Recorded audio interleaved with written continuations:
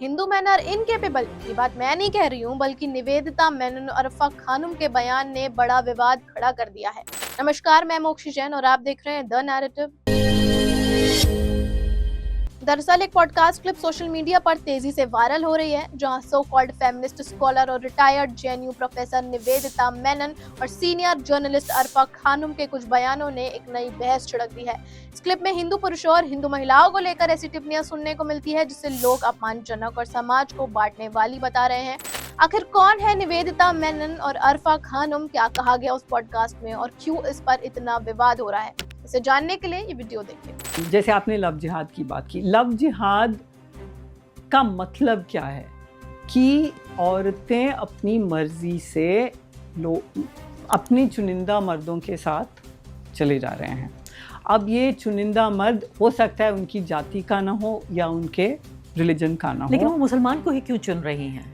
नहीं, इसीलिए कि हिंदू राष्ट्र का एनिमी मुसलमान है, वो तो हमें अग्री में, वो तो हमने कह ही दिया। इन लड़कियों को मुसलमान लड़के ही क्यों पसंद आते? हाँ, ये मुझे हमेशा लगता है कि ये कहते कहते इनको शर्म नहीं आता कि हिंदू मर्द क्यों नहीं कर सकते ये।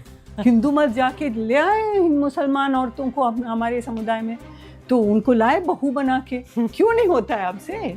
तो ये कहने में उनको शर्म नहीं महसूस होती कि हमसे नहीं होता, वो करते हैं, वो हमारी लड़कियों को छीनते हैं, हमसे नहीं होता, तो शर्म नहीं आती है उनको ये कहने में। मुझे हमेशा लगता है कि लव जिहाद वाला मामला ना एक बेबसी का प्रकट करना है, अपनी बेबसी प्रकट कर रहे हैं ये हिंदू मर्द कि हमसे नहीं होता है। और ये इतने मतलब होंगे इतने ही, फिर मुसलमान मर्द होंगे इतने ही डिजायरेबल, बहुत ही अट्रैक्टिव होते हैं, बहुत ही अट्रैक्टिव होंगे, क्या कह सकते हैं। ये पूरा हिंदू राष्ट्र का जो है वो हिंदुओं में डर पैदा करता है, तब जाके हिंदू खतरे में है वाला नारा उठता है और फिर मोदी जी को वोट और फिर वोट मतलब। लेकिन मैं नहीं मानती कि वोट से कोई सरकार अभी टिकी हुई है, कई सालों से वोट से नहीं। मैं इस पर वापस आ जाती हूँ लव जिहाद पे, क्योंकि बाकायदा फिल्में इस पर बनाई गई हैं और ये भी बार बार कहा जाता है, ये इनकी जो ये हिंदू राष्ट्र की जो परिकल्पना में तमाम जो इनके स्पीकर्स हैं उनमें बाकायदा, मुझे नाम याद नहीं आ रहा, किसी ने कहा था कि आप ज़्यादा अट्रैक्टिव बनने की कोशिश करें, जो हिंदू पुरुष हैं उनके लिए भी कहा। और इस तरह से माना जाता है कि भाई एक हिंदू मुस्लिम लड़का जो है वो सुरमा लगाकर पान खाता हुआ आता है, बड़ा हैंडसम लगता है, बाइक पे आता है और हिंदू लड़की का दिल चुरा के ले जाता है। तो सबसे पहले बात करते हैं निवेदिता मेनन की। निवेदिता मेनन एक फेमिनिस्ट स्कॉलर, पॉलिटिकल साइंटिस्ट और लेखिका रही हैं। उन्होंने जेएनयू में कई दशकों तक पढ़ाया और जेंडर स्टडीज, डेमोक्रेसी, जस्टिस और पॉलिटिकल थ्योरी पर काम किया। उनकी किताब सीइंग लाइक अ फेमिनिस्ट काफी चर्चित रही। उनके समर्थक उन्हें जेंडर जस्टिस और सोशल इक्वालिटी की आवाज मानते हैं, जबकि आलोचक कहते हैं कि उनकी विचारधारा अक्सर लेफ्ट ओरिएंटेड, मार्क्सिस्ट और आइडेंटिटी पॉलिटिक्स से प्रभावित रही है, वो भी हिंदू होते हुए। और ये कोई पहली बार नहीं है जब निवेदिता मेनन किसी विवाद में आई है। 2016 में भी उनका एक बयान काफी चर्चा में रहा, जब एक वायरल क्लिप में उन्होंने कहा था कि कश्मीर भारत में इलीगली ऑक्यूपाइड है। उनके बयान पर देश भर में तीव्र प्रतिक्रिया भी देखने को मिली थी। देखिए वीडियो। दुनिया भर में ये माना जाता है कि India is illegally occupying Kashmir. Everybody accepts it. Let us go and invade the US. Let us go and invade the European countries because we are a global superpower. And they are saying Kashmir is illegally occupied by India. अब हम सभी को पता है भारत और पाकिस्तान की कश्मीर को लेकर क्या हिस्ट्री रही है, कितनी लड़ाइयाँ हुई है। उसके बावजूद सब बयान देना कि भाई भारत ने तो कश्मीर को इलीगली ऑक्यूपाई कर रखा है, कब्जा कर रखा है। अब इसके बाद मैं तो कुछ नहीं बोलूंगी, लेकिन आप क्या सोचते हैं मुझे कमेंट करके जरूर बताइएगा।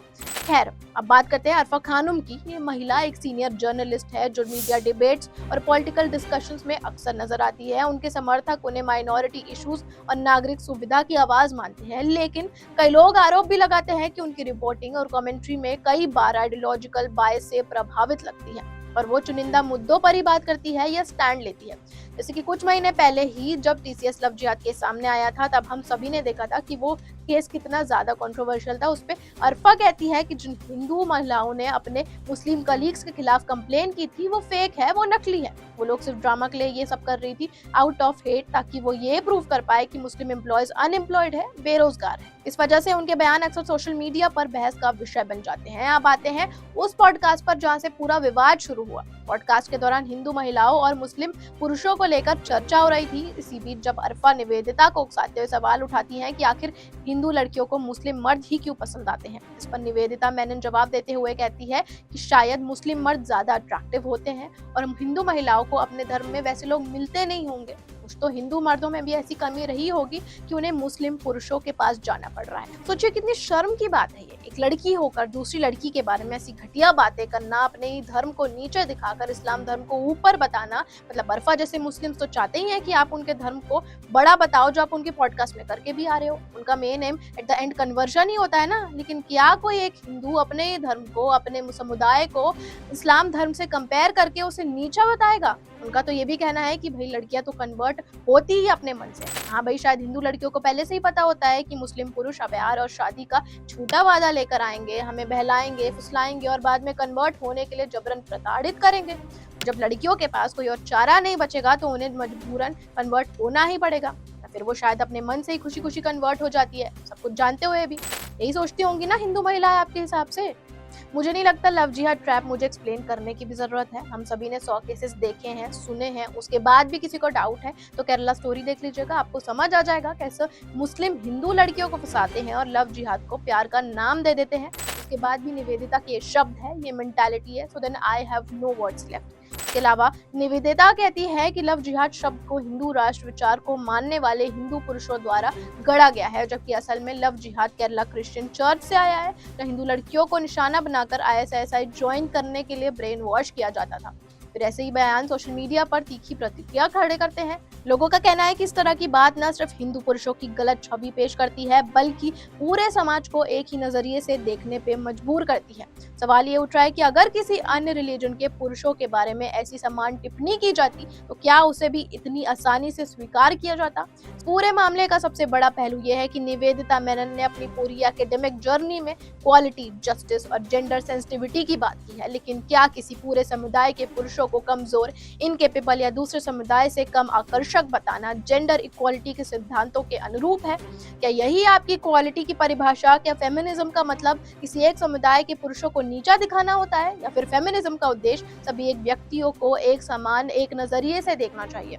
सवाल अब सोशल मीडिया और पॉलिटिकल सर्कल्स में जोर शोर से उठाया जा रहा है। इस विवाद को लव जिहाद डिबेट से भी जोड़कर देखा जा रहा है। कई सोशल मीडिया यूजर्स और कमेंटेटर्स का कहना है कि इस तरह के बयान उन लोगों की चिंताओं को नजरअंदाज करते हैं जो इंटरफेथ रिलेशनशिप के कुछ विवादित मामलों को लेकर सवाल उठाते रहे हैं। दूसरी तरफ कुछ लोग कहते हैं कि व्यक्ति की पसंद और रिलेशनशिप का फैसला उसका व्यक्तिगत अधिकार है, लेकिन सवाल यह है क्या किसी भी एक पक्ष की बात रखते समय या पूरे समाज के सभी मर्दों या महिलाओं को एक ही तराजू में तोलना सही है?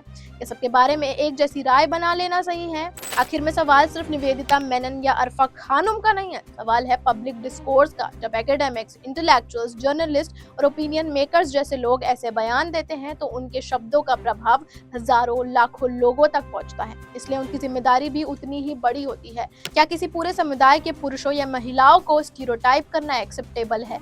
इक्वालिटी और जस्टिस की बात करने वालों को खुद भी यही स्टैंडर्ड्स फॉलो नहीं करना चाहिए? सबसे बड़ा सवाल, अगर ऐसी टिप्पणी किसी विशेष समुदाय के खिलाफ की जाती तो क्या प्रतिक्रिया अलग होती? मुझे अपनी राय कमेंट करके जरूर बताइएगा। जय हिंद, जय भारत।